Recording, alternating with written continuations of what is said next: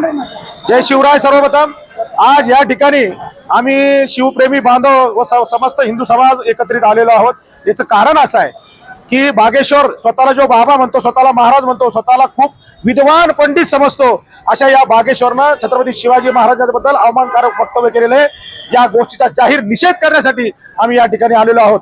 या बागेश्वरला आमचा प्रश्न आहे की हरामखोरा असा कुठल्या पुस्तकातला तू अभ्यास केला की जिथं तू म्हणालास की छत्रपती शिवाजी महाराज थकले होते म्हणून रामदास स्वामीला त्यांनी जबाबदारी दिली। त्या रामदास स्वतःच्या लग्नात सावधान म्हणल्यानंतर पळून जातो, तो स्वराज्याची धुरा सांभाळू शकतो का? त्याची तेवढी लायकी, तेवढी अवकात आहे का? म्हणून या ठिकाणी आम्ही बागेश्वरचा जाहीर निषेध करतो।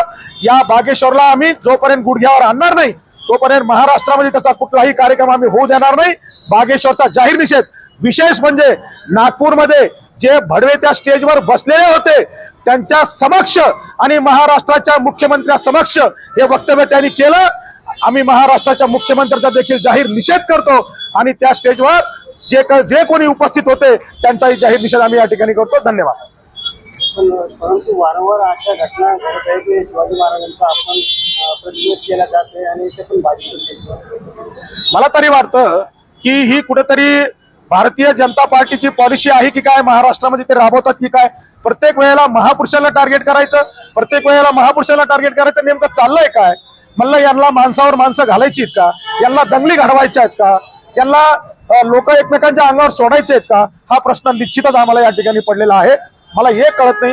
वारंवार आम्ही मागणी केलेली आहे। आम्ही फक्त छत्रपती शिवाजी महाराजांच्या पुरती मर्यादित आम्ही कधीच मागणी केलेली नाही।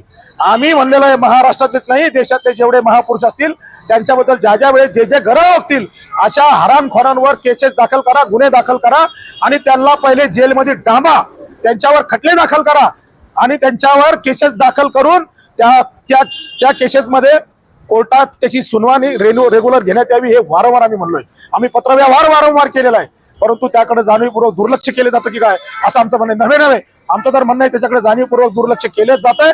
म्हणून या राज्य सरकारचा आम्ही जाहीर निषेध करतो। पुन्हा एकदा आपल्या माध्यमातून आमची मागणी आहे देवेंद्र फडणवीसना, मुख्यमंत्र्याला, की कृपया आता तरी तुमचे डोळे उघडा आणि तुमच्या समक्ष झालेल्या निवेदन जे वक्तव्य त्या बाग्याने केलेलं आहे त्याची तुम्हीही माफी मागा, महाराष्ट्राची माफी मागा, संबंध शिवप्रेमी बांधवांची माफी मागा। आमचं स्पष्ट मत आहे। काय नाव आपलं? रवींद्र काळे पाटील। धीरेंद्र शास्त्री या तथाकथित भोंदू बाबाने महाराष्ट्राचे आराध्य दैवत छत्रपती शिवाजी महाराज यांच्या गुरु आणि शिष्यत्व संबंधी केलेले विधान हे पूर्णतः चुकीचे आहे, ज्याची इतिहासात एक शिवव्याख्याता या नात्याने स्पष्ट सांगतो की ज्याची इतिहासात कुठेही नोंद नाही।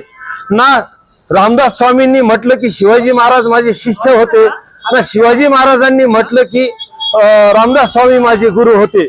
मग तत्कालीन परिस्थितीमध्ये संत आणि महापराक्रमी दैदिप्यमान युग पुरुष यांच्यातला कुठलाही संवाद झाल्याचा, भेट झाल्याचा इतिहास नसताना तद्दन एक समाजामध्ये एक भोंदू महाराज ही शिवाजी महाराजांच्या वर एक महाराज गुरुत्व म्हणून बसवला जातोय।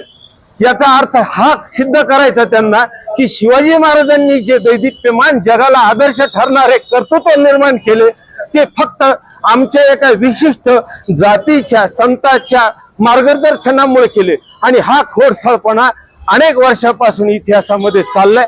उत्तरोत्तर इतिहासाच्या संशोधनामध्ये सिद्ध झाले, न्यायालयाने सिद्ध केले की संत रामदास स्वामी हे शिवाजी महाराजांचे गुरु नव्हते। तरी परत का?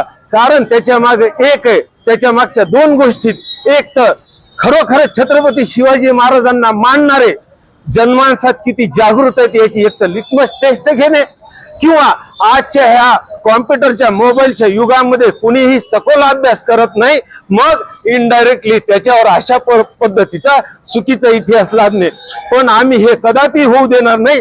ज्याप्रमाणे छत्रपती शिवाजी महाराजांनी मुठभर स्वराज्य मावळे घेऊन स्वराज्य निर्माण केले तद्वतच आम्ही भले आज मुठभर दिसू पण आम्ही अशा प्रकारचा खोडसाळपणा महाराष्ट्रात चालू देणार नाही। छत्रपती शिवाजी महाराजांच्या गुरु त्यांच्या मातोश्री जिजाऊ मासाहेब, पिता शहाजीराजे आणि संत तुकाराम महाराज एवढेच होते। एवढंच सांगतो आणि थांबतो। माझं नाव प्राध्यापक सुनील कुमार सोळंके, जाज्वल्य अभ्यासक, इतिहास अभ्यासक, शिवव्याख्याता।